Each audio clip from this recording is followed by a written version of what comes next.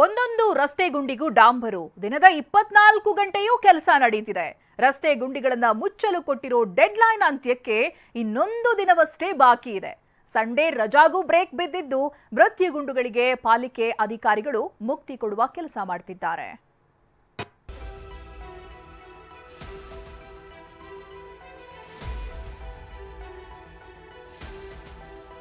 Silicon ಸಿಟಿಯ ಏರಿಯಾದಲ್ಲೂ ರಸ್ತೆ ಗುಂಡಿಗಳನ್ನ ಮುಚ್ಚುವ ಕಾರ್ಯ ಭರದಿಂದ ಸಾಗಿದೆ. ರಾತ್ರಿ ನೋಡಿದ ರಸ್ತೆ ಗುಂಡಿಗಳಿಗೆ ಬೆಳಗಾಗುವಷ್ಟರಲ್ಲಿ ಡಾಂಬರು ಹಾಕಿ ಕ್ಲೋಸ್ ಮಾಡ್ತಿದ್ದಾರೆ.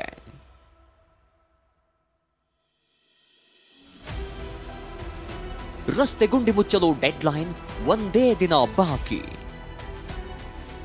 ಪಾಲಿಕೆ ಅಧಿಕಾರಿಗಳಿಗೆ ಭಾನುವಾರವೂ ಫುಲ್ ಡ್ಯೂಟಿ.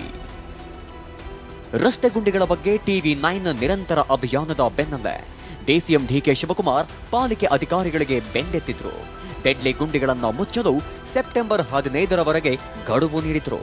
ಪರಿಣಾಮ ಪಾಲಿಕೆ ಅಧಿಕಾರಿಗಳು ಹಗಲು ರಾತ್ರಿ ಎನ್ನದೇ ರಸ್ತೆ ಗುಂಡಿಗಳಿಗೆ ತೇಪೆ ಹಾಕ್ತಿದ್ದಾರೆ. ಇದುವರೆಗೆ 2000ಕ್ಕೂ ಹೆಚ್ಚು ಗುಂಡಿಗಳನ್ನ ಮುಚ್ಚಿದ್ದಾರೆ.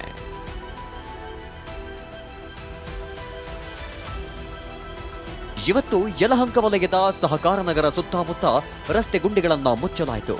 ವಲಯ ಆಯುಕ್ತರು, ಜಂಟಿ ಆಯುಕ್ತರು ಸೇರಿದಂತೆ ಪಾಲಿಕೆ ಅಧಿಕಾರಿಗಳು ಸ್ಥಳದಲ್ಲಿ ಹಾಜರಿದ್ದು ಕೆಲಸ ಮಾಡಿಸಿದ್ರು.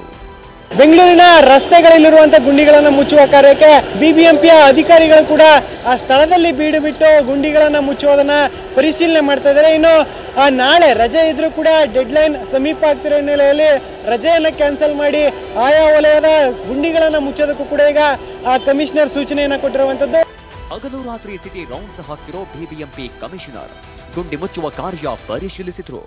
ಯಾರಿಗೂ ಭಾನುವಾರ ರಜೆ ಇಲ್ಲ, ಆದಷ್ಟು ಬೇಗ ಟಾಸ್ಕ್ ಕಂಪ್ಲೀಟ್ ಮಾಡ್ತೀವಿ ಅಂದ್ರು.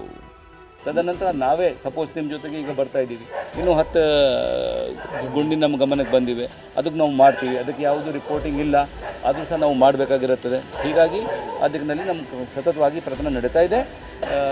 ನಾವು ಮುಗಿಸ್ತೇವೆ. 18ನೇ ಒಳಗಾಗಿ ಹೆಚ್ಚು ಕಡಿಮೆ ಎಲ್ಲ ಕಂಪ್ಲೀಟ್ ಆಗಿಬಿಡುತ್ತೆ. ಅದೇನೇ ಇರಲಿ, ಡಿಕೆಶಿ ಕೊಟ್ಟಿರೋ ಡೆಡ್ಲೈನ್ಗೆ ಇನ್ನೊಂದೇ ದಿನ ಬಾಕಿ ಇದೆ. ಇನ್ನು 2000 ರಸ್ತೆ ಗುಂಡಿ ಮುಚ್ಚೋದು ಬಾಕಿ ಇದೆ. ಶಾಂತಮೂರ್ತಿ, TV9 ಬೆಂಗಳೂರು.